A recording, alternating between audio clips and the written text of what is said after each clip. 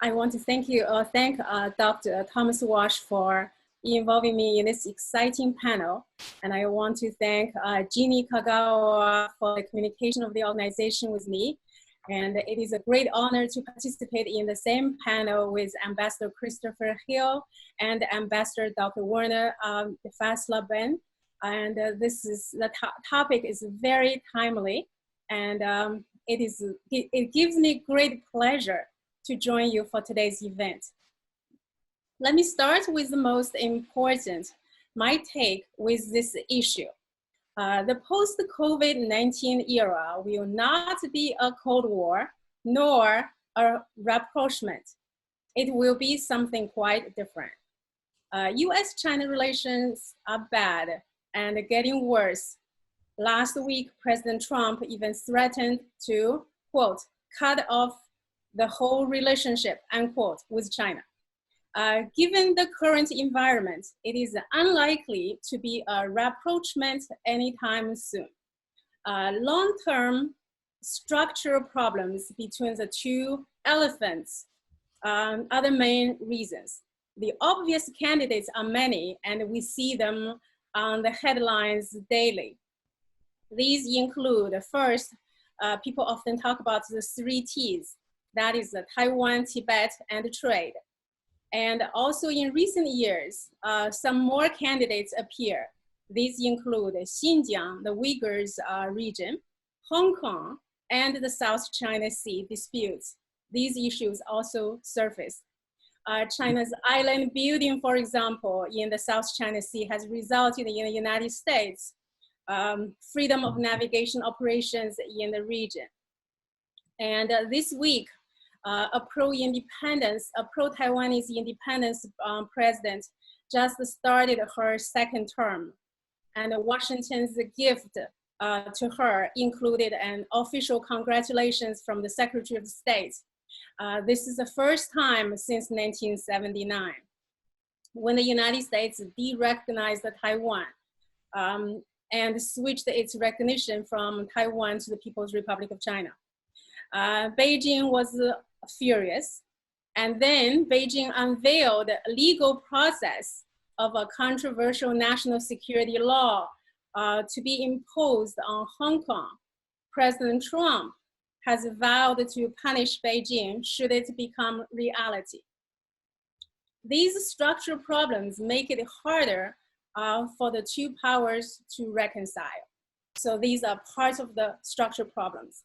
There are also other structural problems which is important but less talked about. These include the Harvard professor Alison Graham termed that as the Thucydides trap, which is number 1 and number 2 relationship. So in that, we're seeing that in that theory, basically talked about that in the 12 relationship, in the cases of the past situations, 12 out of 15 ended up with a war. So with the United States and China ended up the relationship like that. We are not very sure about it. That relationship, the number 1 and number 2 relationship is very difficult. It's another part of the structured relations, which is not much talked about. So what I wanted to mention is that because of these relations, we ended up with 2 countries that often see each other as strategic competitors. And so this, to me, it's very unlikely there is going to be rapprochement. But if rapprochement won't come about, will that be a Cold War-like or a Cold War redux?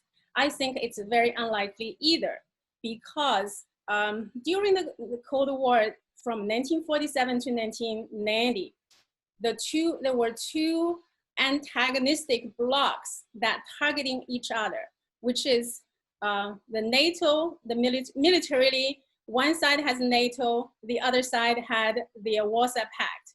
Economically, the United States supported the free trade and European integration. And in the Soviet side, they supported the Comecon.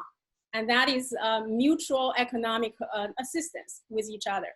So in social economically, each saw each other as the arch enemy. And one side supported capitalism, the other side supported the communism. And now we don't see that existing in the US-Chinese relationship. So we are seeing that China buys the products, such as US products, such as computer software and their chips, and also agriculture products. On the other hand, the United States buys goods from China, mostly like most of our clothes are made in China, and most of our chemicals we use for production were made in China. And China made the hardware of our phones, computers, TVs, etc.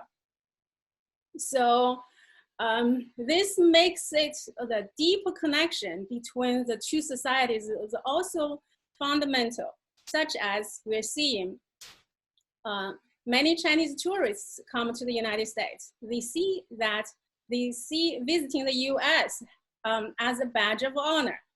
And many families in China save their lifetime in order to send their children to the United States for a study. The Chinese societies admire the United States, admire its achievements in the US has made in its 240 years. So that is fundamentally different. Unlike during the Cold War, the Soviets often despised the United States in their propaganda. In China, and from the top leaders to the deep society, to the societies, everyone seems to admire the United States, admire what it has achieved.